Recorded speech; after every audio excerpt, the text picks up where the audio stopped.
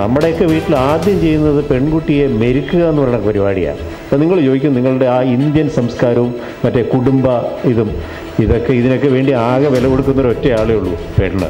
ഒരു woman friendly ആവുക എന്ന് പറയുന്നത് അതിലൊരു വ്യാജത്തിൻ്റെ ചുവയുണ്ട്.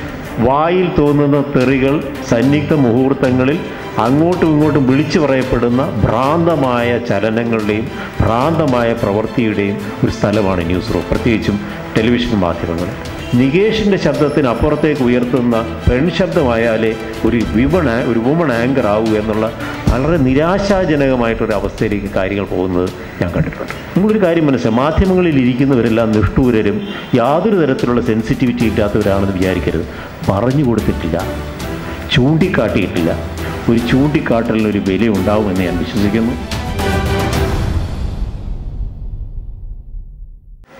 മാധ്യമപ്രവർത്തകനെന്ന നിലയിൽ ഞാൻ പരിഹാരത്തിൻ്റെ ഭാഗമല്ല, സത്യത്തിൽ പ്രശ്നത്തിൻ്റെ ഭാഗമാണ്. We are part of the problem, അല്ലാതെ we are not part of the solution. അപ്പോൾ സ്വാഭാവികമായിട്ടും ഞങ്ങൾ തന്നെ ഞങ്ങൾക്കുള്ള പരിഹാരം പറയുക എന്ന് പറയുന്നതിൽ ചില തെറ്റുമുണ്ട്. പൊതുവിൽ എന്നോട് സംസാരിക്കാൻ ആവശ്യപ്പെട്ടിരിക്കുന്നത് മാധ്യമങ്ങൾക്കുള്ളിൽ വേണ്ട, മാധ്യമരംഗത്ത് വേണ്ട സ്ത്രീ സൗഹൃദ നയത്തിൻ്റെ ആവശ്യകതയെക്കുറിച്ചിട്ടാണ്. അതിൻ്റെ വലിയൊരളവ് ദേവികയോട് പറഞ്ഞു കഴിഞ്ഞു.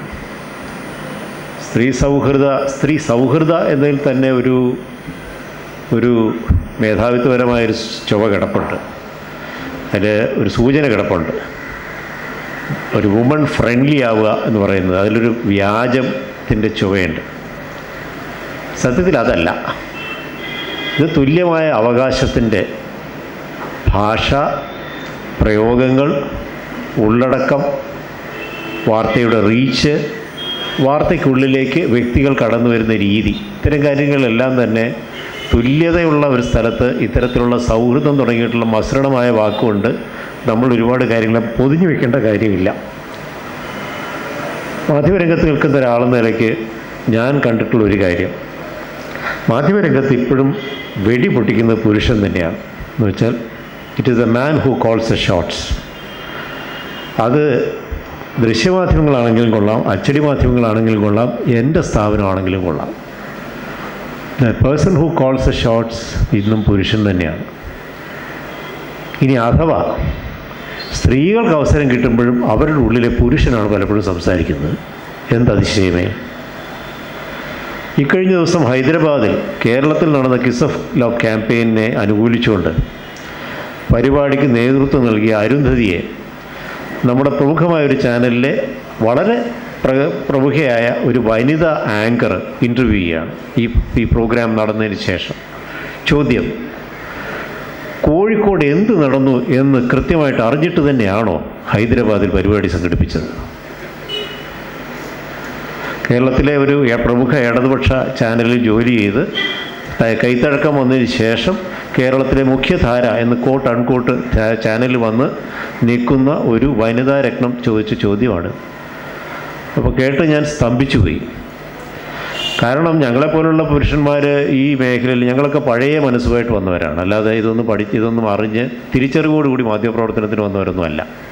സ്ത്രീ ശരീരം എന്ന് പറയുന്നത് ആസ്വദിക്കാനുള്ളതാണ് എന്ന് വയലാറും ദേവരാനും ഒക്കെ കൂടെ നിരന്തരം പാടിപ്പോഴ്ത്തി ഞങ്ങളെ ഇങ്ങോട്ട് വിട്ടത്. അപ്പോൾ അത് കഴിഞ്ഞിട്ട് ഇവിടെ വരുമ്പോഴാണ് അങ്ങനെ അല്ലാത്തൊരു സ്ത്രീ ശരീരത്തിന് സാധ്യതയുണ്ട്. ഇത് ശരീരം മാത്രമല്ല, സമൂഹത്തിലിരിക്കുന്ന ഒരു സാന്നിധ്യമാണ്. അതിൻ്റേതായിട്ടുള്ള മനസ്സുണ്ട്. അതിന് ഇംഗ്ലീഷിൽ പറയും അതിൻ്റെ ഏജൻസി എന്ന് പറയാവുന്ന പോലെ അതിൻ്റെ ഒരു കർത്തൃത്വം, സ്വന്തം നിലയ്ക്ക് കാര്യങ്ങൾ പറയാനും നിലപാടുകൾ സ്വീകരിക്കാനും ചെയ്യാനും ഒക്കെ കർത്തൃത്വമുള്ള, പുരുഷതുല്യമായ കർത്തൃത്വമുള്ള ഒരു മനുഷ്യ പിറവിയെയാണ് നിങ്ങൾ ഇങ്ങനെ കണ്ടത് എന്ന് തിരിച്ചറിയുന്നത് പിന്നീടാണ്. പക്ഷെ ഞങ്ങൾ തിരിച്ചറിഞ്ഞതിൻ്റെ പ്രധാന കാരണം ഈ മേഖലയിലേക്ക് കടന്നു വന്ന സ്ത്രീകൾ തന്നെയാണ്. ഞങ്ങളെക്കാൾ പ്രായത്തിൽ താഴെയുള്ള സ്ത്രീകൾ ഈ മേഖലയിലേക്ക് കടന്നു വരികയും അവരുടെ ജീവിത ദർശനങ്ങൾ എങ്ങനെയാണ് ഞങ്ങളുടേതുമായി സംഘർഷത്തിലേർപ്പെടുകയും അങ്ങനെയുള്ള സംഘർഷങ്ങളിൽ കൂടെയാണ് സത്യത്തിൽ ഞങ്ങളിൽ പലർക്കും സത്യത്തിൽ ഇത്തരത്തിൽ ഒരുപാട് യാഥാർത്ഥ്യങ്ങളും തിരിച്ചറിവുകളും കണ്ണു തുറക്കലുകളും ഒക്കെ ഉണ്ടായത്. പക്ഷെ ഞാനിപ്പോൾ കാണുന്ന ഒരു കഷ്ടം, എന്നോട് ചോദിച്ചു കഴിഞ്ഞാൽ ഈ പുരുഷ മേധാവിത്വം എന്ന് പറയുന്നത് ഒരു പുരുഷനെ മാത്രം ബാധിക്കുന്നതല്ല, അതൊരു മനോഘടനയാണ്. അത് സംക്രമിച്ച് സ്ത്രീയിലേക്കും കൂടെ സംക്രമിക്കുകയും ഏറ്റവും എളുപ്പം ആക്കി സ്ത്രീയെ കൊണ്ട് തന്നെ ഇത് പറയിക്കുകയും ചെയ്യുന്ന ഒരു മനോഘടനയായിട്ടാണ് എനിക്ക് തോന്നിയിട്ടുള്ളത്. അപ്പോൾ മാധ്യമങ്ങളുമായി ബന്ധപ്പെട്ട് ആലോചിക്കുമ്പോൾ ഇത് രണ്ട് തരത്തിൽ പ്രകടമാകുന്നുണ്ട്. ഒന്ന്, മാധ്യമങ്ങളുടെ സംഘടനാ രൂപത്തിൽ, ഞാനൊരു മാധ്യമ പ്രവർത്തകൻ എന്നുള്ള നിലയ്ക്ക് പറയാം, മാധ്യമങ്ങളുടെ ഓർഗനൈസേഷണൽ സ്ട്രക്ചറിൽ ഒരു വശത്ത്. രണ്ട്, ദേവികയുടെ കുറേയേറെ വാക്കുകളും ആ പ്രയോഗങ്ങളിലെ അപകടങ്ങളും അതിലെ ചതികളും ഒക്കെ ചൂണ്ടിക്കാണിച്ചുകൊണ്ട് പറഞ്ഞ അതിൻ്റെ കണ്ടൻറ്റിൻ്റെ ഭാഗത്ത്, അതിൻ്റെ ഉള്ളടക്കത്തിൻ്റെ ഭാഗത്ത്. അപ്പം മാധ്യമങ്ങളുടെ ഘടനാപരമായ സവിശേഷതകളിൽ ഇത്തരത്തിലൊരു പുരുഷ മേധാവിത്വ സാന്നിധ്യം, അല്ലെങ്കിൽ അതിൻ്റെ ഒരു ഉറപ്പുകൾ, അതിൻ്റേതായിട്ടുള്ള ചില ഉറച്ച നിലപാടുകൾ, ഉറച്ചതെന്ന് ഞാൻ പറയുമ്പോൾ ഇവിടെ ഘനീഭവിച്ച, കെട്ടിക്കിടക്കുന്ന എന്നുള്ള അർത്ഥത്തിലാണ് ഞാനീ പറയുന്നത്, മലീമസമായ എന്ന അർത്ഥത്തിലാണ് പറയുന്നത്. ആ ഉറച്ചുപോയ ഒരുപാട് നിലപാടുകളിലാണ് ഈ ഘടനാ ശില്പം തന്നെ ഉണ്ടാക്കിയിരിക്കുന്നത്. നിങ്ങൾ ഇന്ത്യയിലെയും വിദേശത്തെയും നിരവധി മാധ്യമ സ്ഥാപനങ്ങൾ ഇറക്കുക. അപ്പോൾ ഗ്ലാസ് സീലിംഗ് ബ്രേക്ക് ചെയ്ത് അതിനപ്പുറത്തേക്ക് പോയി നിന്നുകൊണ്ട് വെല്ലുവിളിച്ച് കാര്യങ്ങൾ പറഞ്ഞവരാര്, എത്ര പേർ, അവരെത്ര ജയിച്ചു, എത്ര തോറ്റു എന്നൊക്കെ ആലോചിക്കുമ്പോഴാണ് ഇതിന് സ്ട്രക്ചറലായിട്ടുള്ളൊരു ഫണ്ടമെൻ്റൽ ഇഷ്യൂ വളരെ പ്രകടമാണെന്നും പ്രബലമാണെന്നും നാം തിരിച്ചറിയുക. ഒരു വശത്ത് അത് നിങ്ങൾ ന്യൂസ് റൂമുകളിലെ സ്ത്രീ സാന്നിധ്യം, അല്ലെങ്കിൽ ന്യൂസ് റൂമിനുള്ളിൽ തന്നെ സ്ത്രീ സാന്നിധ്യത്തിനും അപ്പുറത്ത് മറ്റ് വ്യതിരിക്തതകൾ, അതിൻ്റെ ഡൈവേഴ്സിറ്റീസ്, മനുഷ്യരിലെ വ്യതിരിക്തതകൾ, അതിൽ മൈനോറിറ്റി എന്നുണ്ടാവാം, മറ്റു തരത്തിലുള്ള ഡൈവേഴ്സിറ്റീസ്. ഈ ഡൈവേഴ്സിറ്റീസിൻ്റെ ഒക്കെ അഭാവം തുടങ്ങുന്നത് സ്ത്രീകളുടെ ഇൻവിസിബിലിറ്റിയിൽ നിന്നാണ്. അപ്പോൾ ഈ ഇൻവിസിബിലിറ്റി എന്ന് പറയുന്ന അവിടം കൊണ്ട് തീരുന്നില്ല. വർക്ക് അലോട്ട്മെൻറ്റിൽ ഒരു തരത്തിലുള്ള ഏത് തരത്തിലുള്ള ലീഡർഷിപ്പ് റോളാണ് നൽകപ്പെടുന്നത് എന്നതിൽ ഇതിലെല്ലാം തന്നെ ഒരു രണ്ടാം തരം പൗരത്വം മാത്രം ഇപ്പോഴും ഈ നിമിഷവും അനുവദിക്കപ്പെടുന്ന ഒരു സ്ഥലമാണ്. എൻ്റെ സ്ഥാപനത്തിലേക്ക് ഒരു സ്ത്രീയെ നിയോഗിക്കുന്നതിനെ പറ്റിയുള്ള ആരും വരും. എൻ്റെ സ്ഥാപനം ഇന്ന് എൻ്റെ പത്രാധിപർ ഒരു സ്ത്രീയാണ്. ഈ ഒരു സ്ത്രീ പത്രാധിപരായി ഇപ്പം ചുമതലയേൽക്കുന്ന എൻ്റെ സ്ഥാപനത്തിൽ ഏതാനും വർഷങ്ങൾക്ക് മുമ്പ് ഒരു കബ് റിപ്പോർട്ടറായി ഒരു പെൺകുട്ടിയെ എടുക്കുന്ന ചർച്ച വന്നപ്പോൾ പുറമേക്കൊന്നും പറയാതെ അത് വേണ്ട എന്ന് തങ്ങളുടെ അഭിപ്രായം പറഞ്ഞ ആളുകളുണ്ട്. എന്ന് വെച്ച് കഴിഞ്ഞാൽ നൈറ്റ് ഡ്യൂട്ടി എന്ത് ചെയ്യും, അവരുടെ വിവാഹം കഴിച്ചു കഴിഞ്ഞാൽ പിന്നെ അവരെ കിട്ടില്ല. ഇങ്ങനെ തുടങ്ങി സ്ത്രീ വിരുദ്ധതയുടെ അവിശ്വസനീയ തലങ്ങളിലേക്ക് ചർച്ച പോകുന്നത് കണ്ട് ഞാൻ അന്തം വിട്ട് നിന്നിട്ടുണ്ട്. എന്നിട്ട് ഒന്നിനും കൊള്ളാത്തൊരു ചെറുപ്പക്കാരനെ എടുത്തു വയ്ക്കുന്നതും കണ്ടിട്ടുണ്ട്.